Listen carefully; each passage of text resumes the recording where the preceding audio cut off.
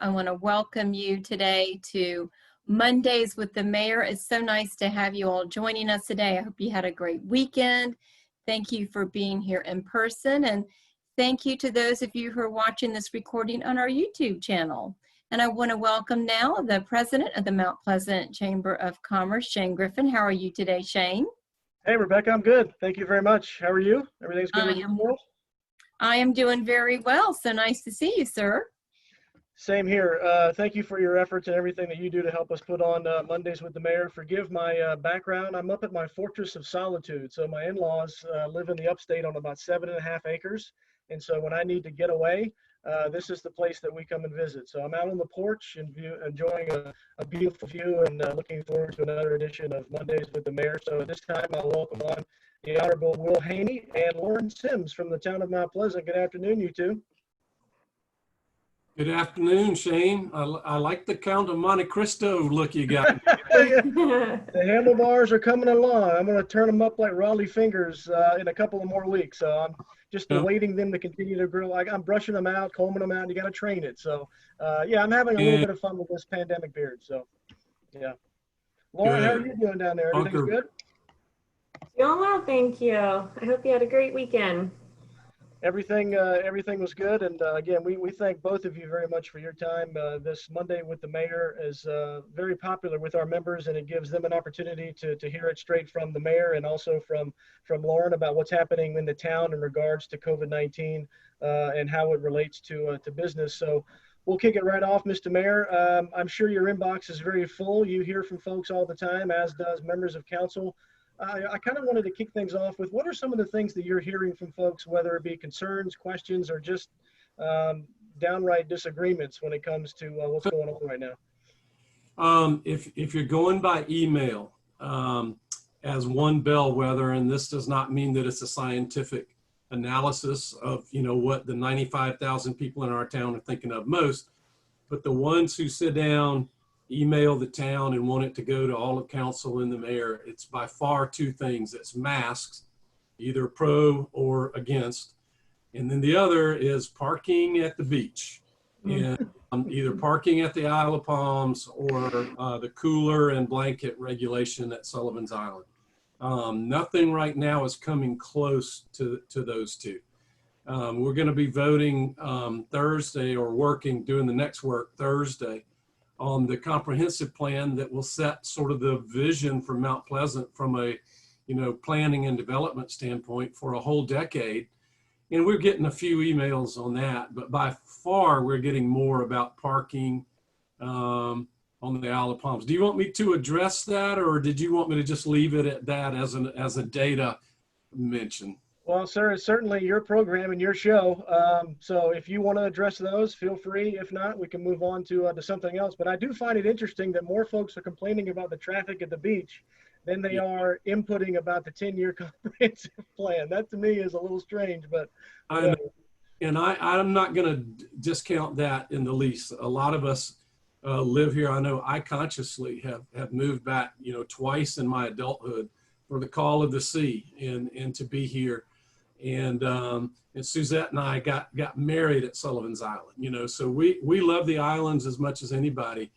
But as a neighboring municipality, there's really three things I want to say. One is, yes, we have conversations. The mayors of Isle of Palms and Sullivan's Island are colleagues. We've been through a lot since May. We all have the number of phone conversations, what to do. There's no template for this for any of us. So I've said that many times. So yes, we've had the conversations. What are y'all doing, and why is this going to last forever? And they know that it's not going to make a lot of people in Mount Pleasant happy, which is my segue to item number 2 is there is no better way to get any municipality, ours included, to dig in. There's no better way to make sure that their elected officials dig in, and I put myself in this category, than have another municipality say, let me tell y'all what you're gonna do. Because we have no jurisdiction over the islands. They are elected by their constituents, and that's who they represent. And you hate to say it, it doesn't matter. From an elected representative who took an oath standpoint, it would be like if I got contacted by a bunch of people from North Charleston, out of human decency, I would listen and all that, but I didn't raise my hand and take an oath to represent anybody other than the town of Mount Pleasant. So we got to keep that in mind. And there are some instances, you know, our resolution back in April, when I can't remember when that was, it seems so long ago now, but we did a resolution to both beach municipalities saying we wanted the beaches reopened. Bring about an instant result whatsoever. They only opened when the governor's order said that they, you know, they could reopen them as they saw fit, that type of thing. The third point of this is that the access to the beach, the public owns those beaches, the taxpayers own those beaches and the roads to them. I get that. Those are open, but I don't know of any mandate that any municipality that has a beach attached to it must provide a certain amount of parking. If you could do that, then Berkeley County, Dorchester County now, where Walmart's going in with 1,000 jobs and all that, could say, hey, Sullivan's Island and the Isle of Palms, we want y'all to provide 1,000 more parking places because we're hearing from our constituents that they're going there and they can't park. So those municipalities, yes, the beaches should be open and the access should be open, but there's no law that says that their taxpayers and their police and all must provide the parking for people from all the other areas, but they do provide, you know, the open access to the beach. So yes, it's complicated. It would be nice if things went back to where they were. But that's just the reality of that situation right now. Well, thank you for addressing that. Obviously, during this time, there's going to be a lot of inconveniences and things are not going to be the way that we want them. But, you know, this is the hand that we've been dealt thus far, and we're all trying to get through it the best we can. We do have a little bit of good news. I saw this earlier today. The number of cases have dropped to just over 1,200, so 1,226 new cases yesterday, and that's down from close to 2,000 new cases per day. The positive rate right now is about 14.6%. So, you know, there's a glimmer of light there that maybe we've turned the corner. I mean, obviously, who knows? We won't know that until time continues to go by, but at least there's a little bit of good news. And, you know, that's what I love about our discussion is that we try to keep it positive and we try to show our chamber members and also business owners in Mount Pleasant that, you know, we're working hard to get through this the best that we can. And there are shimmers of hope and there are gleams of light. If you can grab onto those instead of getting hung up in some of the negativity and things that are happening in social media and regular media and all that, I think mentally you'll be in a better spot. So I wanted to bring in Lauren on that note. I understand you're collecting stories from businesses around the town that are doing good things in the community and really trying to help not only grow their business, but also make things somewhat easier for their consumers. Is that right? Absolutely, yeah. Right now we're working on a campaign to just, like you said, share the good work that our businesses are doing. You know, I think when all of this started back in March timeframe, there was this overwhelming sense of community support and bonding and, you know, the Hold Together Alone hashtag, and people really came together. And then as the months have worn on, people have gotten tired, you know, they're bored, they're ready to get back to life as we knew it before. And we've seen some of that connectedness in our community kind of fall away. And so, especially in light of our numbers being down for the first time in you know, weeks, we're like, okay, let's take this momentum, let's run with it. A lot of our businesses are doing phenomenal things. We saw a story of one business that was collecting older iPads and tablets so that quarantine coronavirus patients could continue to communicate with loved ones. And that's such a wonderful thing and absolutely nothing related to their business mission, but they see themselves as part of the larger community.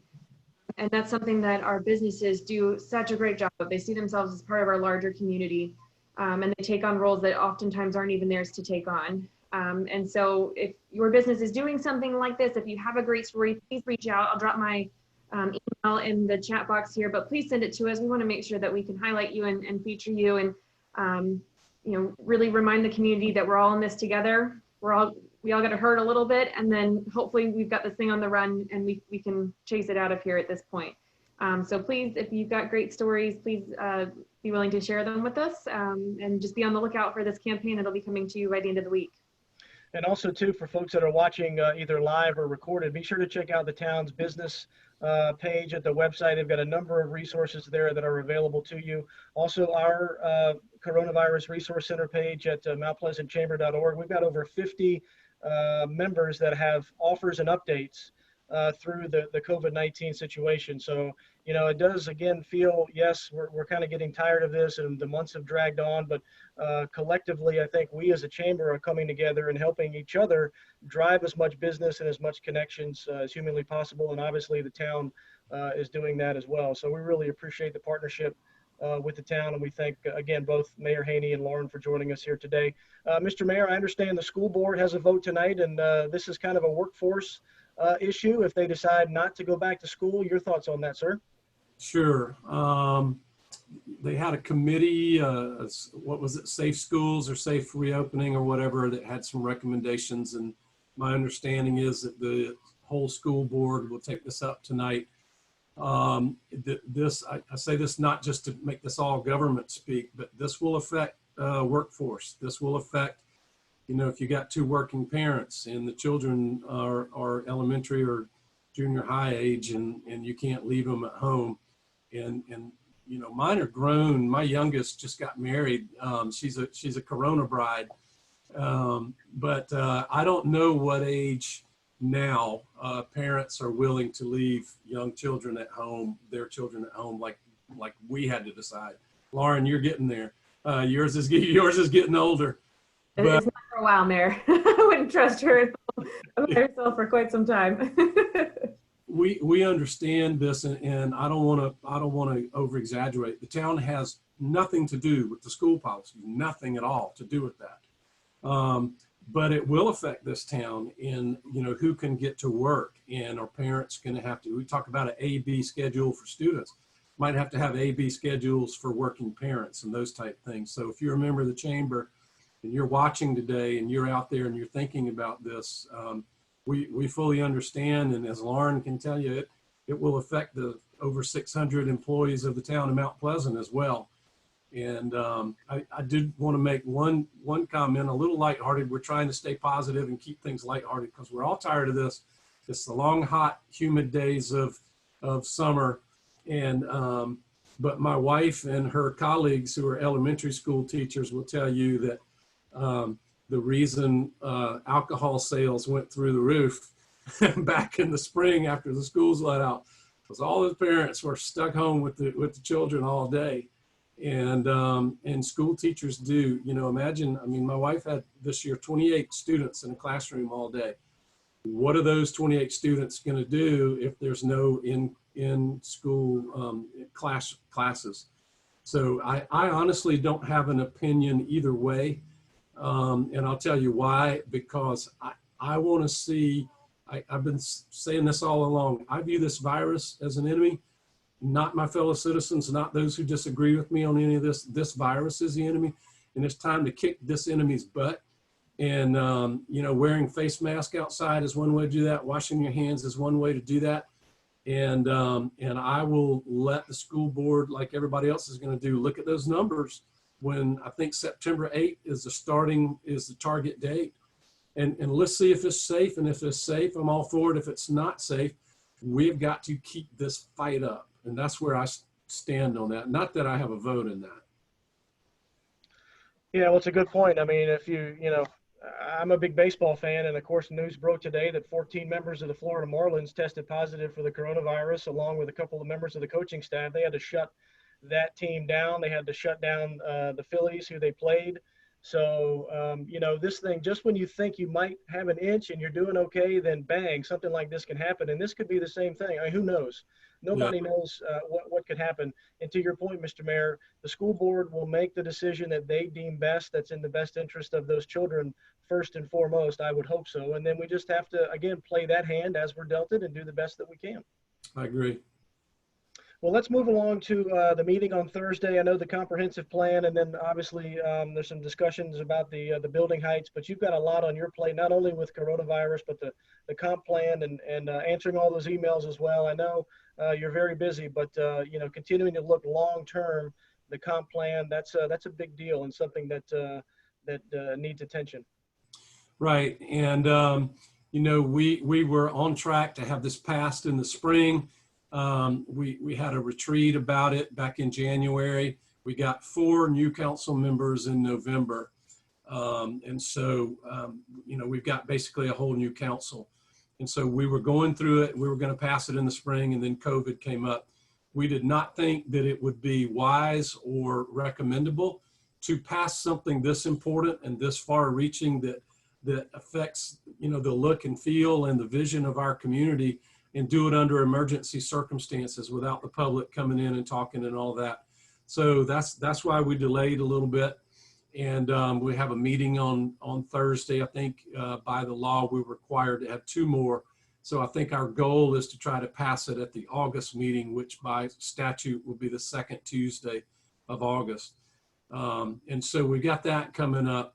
And that's a vision thing. And I think over the last 3 election cycles, 15, 17, and 19, I think the voters of Mount Pleasant have been very clear that we can't shut down growth, but we can have growth that is consistent with the community that we have and that we love. And I think one of the things that the new comp plan is going to take into consideration is, if you look around Mount Pleasant, there are some early developed commercial places that are at the end of their commercial life in the current iteration, and they will be redeveloped. So the question is, how do we redevelop those, and how do we do it in a way that doesn't make traffic worse, you know, and doesn't make it to where you drive down the street and go, this isn't the Mount Pleasant I remember. So we're gonna try to strike that fine balance. Part of that, but it's separate, is the building heights map, because when new council members got on and everybody saw the building heights, some people were dismayed at some of the heights that you might have ended up seeing in Mount Pleasant. So what I think there will be a lot of give and take on that. But I think what we're going to go to is one, eventually, and we have to work through this legally, is to get where we're not just saying you have this many feet so that we see, you know, the square building built and the roof put on, because that's the limit. We might go to where we have floors so that you get this many functioning floors, because I want to see some diversity of our roof lines in Mount Pleasant. I want some pretty architecture. And so we'll get there. And the other thing is have like a stated limit, but have some design allowances to where, like if you have a certain amount of acreage and you have certain setbacks, and we did this on Coleman Boulevard for 2 and now 3 properties, you can go back and sort of have that wedding, what they call the wedding cake design. Instead of boom right on the street and you're driving in this concrete canyon, it's set back and then it comes back a little bit. And there are several buildings on Wingo Way right near where I live that have that, and you don't realize the height of those buildings because they're not overbearing right on the street. So I guess what I'm trying to say is we're gonna keep Mount Pleasant suburban and not become an urban center, but have some compromise in that, you know, we want jobs in Mount Pleasant, we want offices in Mount Pleasant and those type of things. I think we can do that. It'll be a deliberative process, but Shane, I do think we can get there from here. Excellent. Well, Rebecca, I know we had one question, but I believe the mayor has already addressed that. Is that correct? Hi, Shane. Yes, he did an excellent job of addressing that question. It was regarding beach parking. So thank you. I didn't want that person to think that we either didn't get it or just ignored it. So yes, the mayor had already covered that. So I wanted to be sure that we made that person aware of that. Anything else, Mr. Mayor or Lauren, that you'd like to communicate to the members before we let you go? We're up at about 20 minutes and want to be sensitive to your time, of course. I would just offer as a reminder that for the council meeting on Thursday that is a live streamed meeting. And so I think the agenda is still being finalized, but the start time is a little bit after lunch. But look for the streaming link on our Facebook and YouTube pages for you to tune in. And then of course you can always watch it after the fact if you can't watch it been in there. And same goes for comments. You can send in public comments ahead of time. I know we have a cutoff date for when those comments can come in, but just in case you'd like to have your comments heard but can't make it to the actual meeting, there's that avenue as well. Mr. Mayor, any parting comments, sir? Sure. I just wanted to go back to something we mentioned earlier. There is some potential good news with the virus numbers that are released. We knew back when we were discussing mask ordinances what the medical university said it would take several weeks after things were enacted, like stay-at-home orders were in the spring, and the mask ordinances kind of across the state now. So let's see if we're plateauing. It would be really nice and to see those numbers come down. But I just wanted to mention again, these are the long, hot days of summer, and we have noticed on social media and other things, people seem to be really angry. People seem to be mad. All of our lives have been disrupted. Some people's livelihoods have been lost. Nobody discounts that at all. So let's try to give everybody as much positive events as we can, as much positivity as we can. Lauren, I love what you were talking about. If any people in Mount Pleasant know of other examples of people or businesses just doing wonderful things during this, being positive and sticking together and looking out for each other is the only way we are ever going to come through this in the way that we want to. So I just wanted to leave it with that. And I'll go back to what I spoke about last week, philosophy that John Carroll introduced to me a few years ago, the things outside of my control. So you draw a circle, and everything outside of the circle, I have it taped on my computer, is, I can't control other people's actions, other people's feelings, other people's mistakes, other people's opinions. But what you can't control is what's inside the circle, my attitude, my effort, my behavior, and my actions. Yeah. So if you can, take personal responsibility, yes, it's a tough time, but stay positive. As I always like to say, be safe, stay healthy, and keep moving forward. That's kind of been my mantra for the past 4 months, because there's really no other choice. And let's keep it as possible. Stay positive and test negative, right? I'm going to use that, Mr. Mayor. With your that was good, Mayor. Very good. Well, we'll wrap it on that. I can't top that. So, Mayor Haynie, thank you very much for your time. Lauren Sims, again, thank you for your time. We appreciate this each and every week, and we'll see you back here next Monday for Monday with the Mayor, presented by the Mount Pleasant Chamber of Commerce. Y'all be safe. See you. Thanks. Bye-bye.